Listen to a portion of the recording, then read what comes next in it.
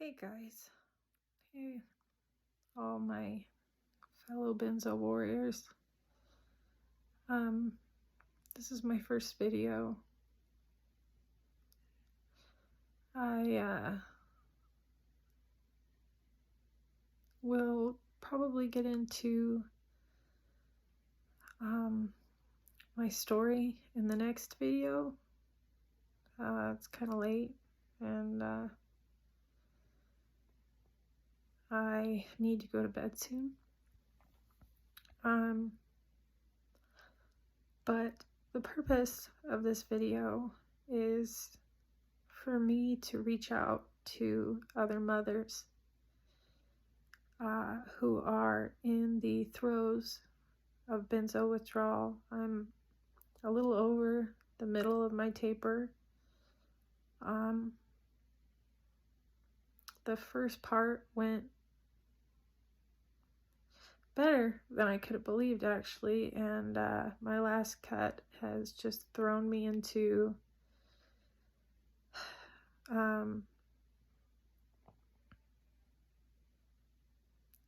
the abyss, back into all of the symptoms I experienced in the first place, which I'll explain again in my next video. I want to reach out to those other mothers and see how you're coping, and not just see how you're coping, but to find a way to support each other as mothers in this journey. I watch probably all of the benzo informational videos on YouTube, and I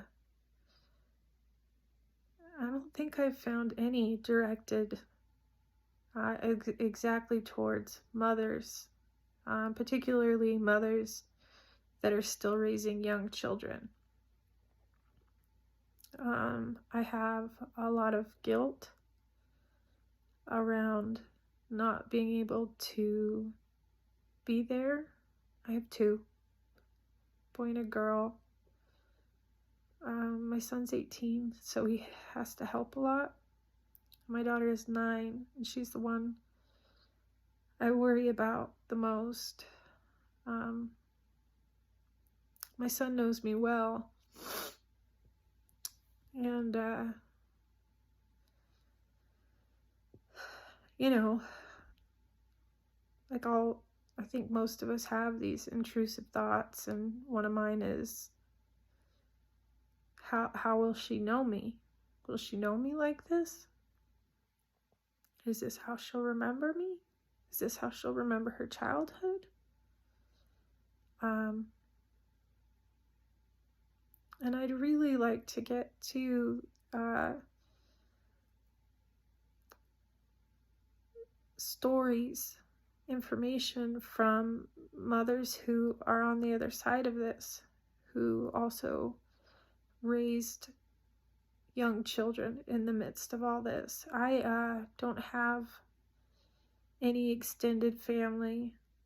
I don't have a mother or a mother-in-law to help, or cousins or anything like that. I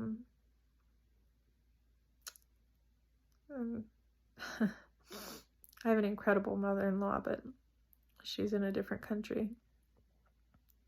My mother's been gone for a while, and you know, I've been going through this now for, it'll be 2 years in May. And believe it or not, my benzo journey actually didn't even start with a benzo prescription. It started with an injury caused by a corticosteroid to my GABA receptors that I mean, funny, most people don't say this in these videos, and I still hate benzos, but they actually saved my life, ironically. But I knew immediately that they were unsafe and I needed to come off of them. And the injury I sustained was so great. I guess I am telling a bit of my story. Was so great that here I am 2 years later, still titrating. But again, back to the purpose of this video, I'd like to reach out to what I know has got to be a community of mothers who are going through this and feel the same way that I do. I'd like to build something, a place where we can be there for each other. You know, remind each other that we didn't do this to ourselves.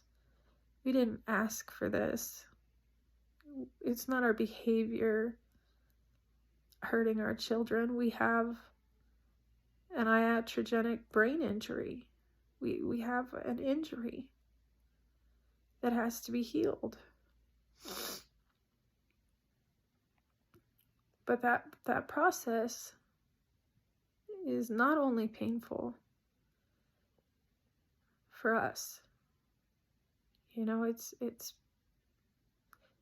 painful for the ones who love us, especially, well, my little one doesn't quite understand. And that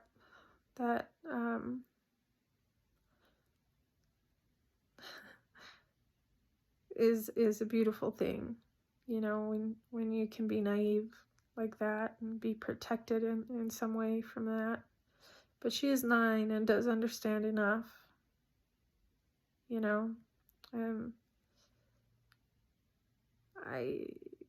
Part of my journey is just infinite sadness, and I know there's a medical term for this, but I can't recall it, but just absolutely void of any happy or positive feelings, along with a tremendous amount of fear. Just fear out of, you know, my nervous system being a wreck. And I cry. You can see my eyes, they're all puffy. I cry all day. Just about all day, every day. Nighttime I do a little better. That's why I'm making this video at night. I definitely don't want to make a video that scares anyone going through this, because I know that those videos are out there. I definitely hang on to the belief that I will heal and I'm capable of healing.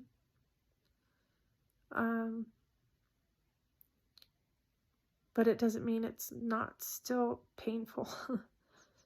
And I know you know that.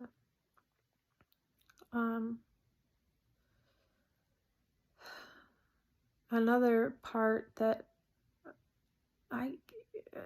thing that goes with it is that extreme guilt of not being able to care for her, particularly her, because my son's older, as I could before. For instance, today's Thanksgiving, and I was unable to make a Thanksgiving meal. I'm unable at this point to make meals, to pick her up from school, to really be present with her. You know, I push myself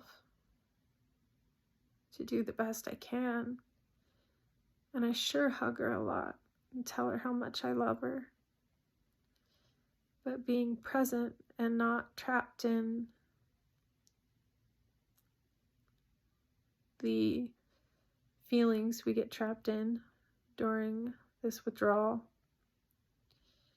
I feel just a tremendous amount of guilt around not being able to do that for her.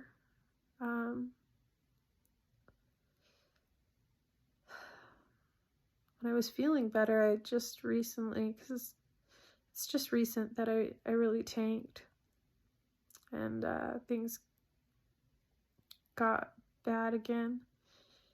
And I had a really good long window. I did. I had about a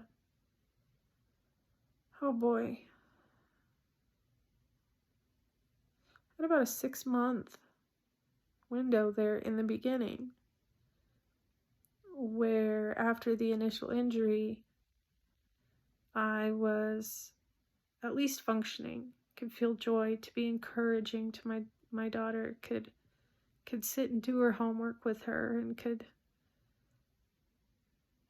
focus on just her and on just loving her.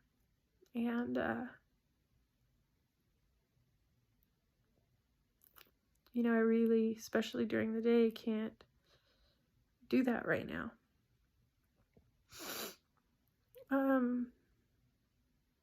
So yeah, moms, let's get together. Let's support each other. Because not only do I want support, but I want to give it. I want to be able to talk to another mother and tell her, hey, this isn't you. As, it's funny, it's easier to say it to someone else than it is myself. This isn't you. Your child knows that you love them. You're still a great mom. And you will get through this. And you'll be the same mom that you remember being.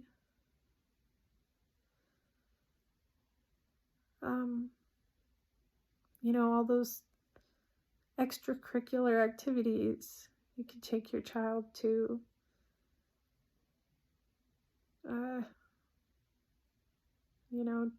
Cheering them on, being there. Just being there after school to pick my daughter up and see her smile and have her running up to the car and being just as excited to see her, not in constant fear and panic.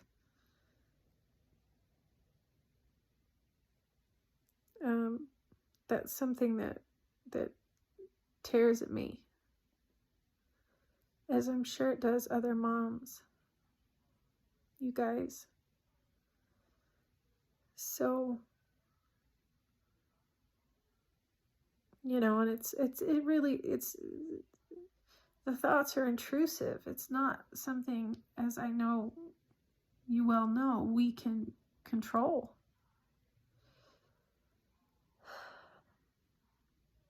I follow a woman on YouTube that talks about our thoughts being just like a fart. If you eat a lot of beans, you're gonna pass gas. And when you have an injured nervous system, your thoughts come and go just like a fart. But there's nothing you can do about it. You can't stop a fart, for so long. And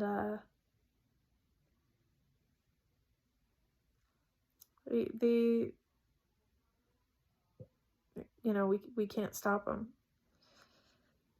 So let's get together. Let's support each other. I think that this is, You know, there's a lot of things that need to be done in this whole community we call the benzo community, but I haven't seen anything particularly from others. And I know I need it. So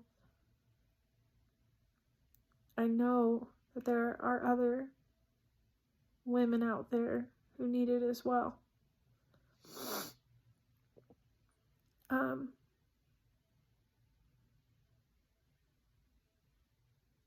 Let's do this. Let's beat this together, ladies. Let's